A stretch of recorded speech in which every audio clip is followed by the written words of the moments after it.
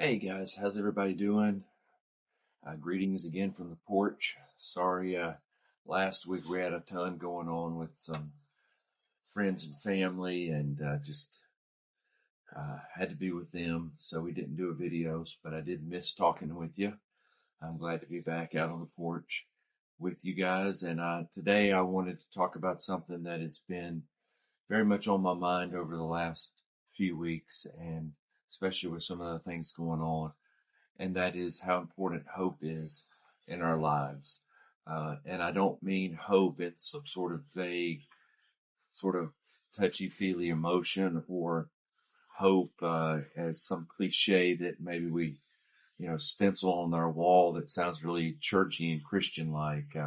I just talking about how important it is for us to be uh, hopeful in a future where we are no longer addicts, where we're no longer struggling spiritually, where we're no longer constantly hurting and filled with anxiety or depression or any of the emotions that we so often struggle with. And um, in order to understand how that hope thing works and that it's not just a cliche, I've been thinking an awful lot about a scripture, and it's out of Philippians chapter 2, and it's verse 13, and it says, Paul says that God is working in you, giving you the desire and the power to do what pleases Him, and Him being God or Jesus. Uh, and I think desire in that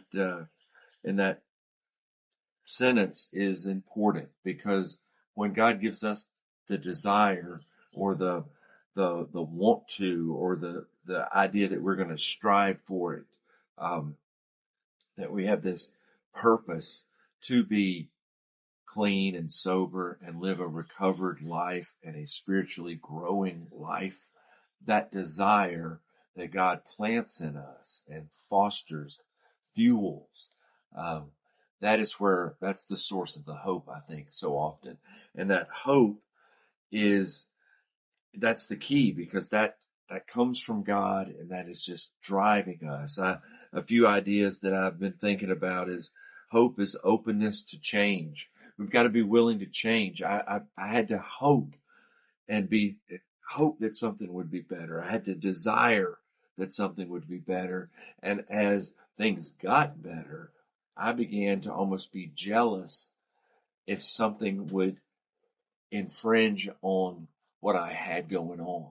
And I was willing to defend it. I was willing to say no. I was willing to not go places. I was willing to not do things. And I think anybody that's been through this process sort of sees that.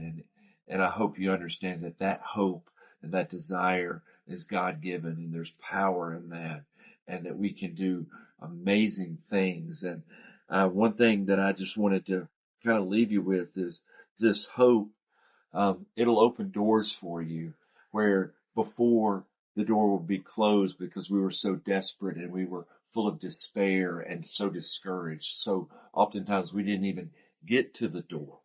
So now we have this hope and this power and this drive that is God fueled inside of us to continue on this journey. There will be days that are difficult.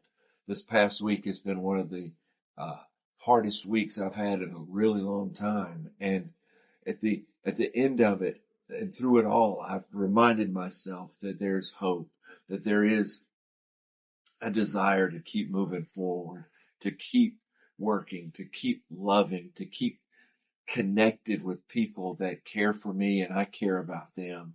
And it just continues to grow. And through a very difficult time, I have gotten stronger, and I've seen other people get stronger.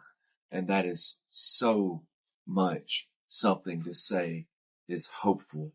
And guys, I just want to just remind you, maybe go read Philippians 2:13 tonight and just say, I want that desire, God. I want you to put that in me so that I have the hope that is in Jesus Christ to be better, to be healed, to be set free, and to live a life fully recovered as a child of the King. So I hope you guys have a great week. If you need anything, please reach out. And if you think this little porch chat helps somebody, share it. That's kind of why we're doing it. And we want to make sure people that need help get help and stay connected and stay hopeful, knowing that God is alive inside of you. Love you folks. Have a great week. Good night. Bye bye.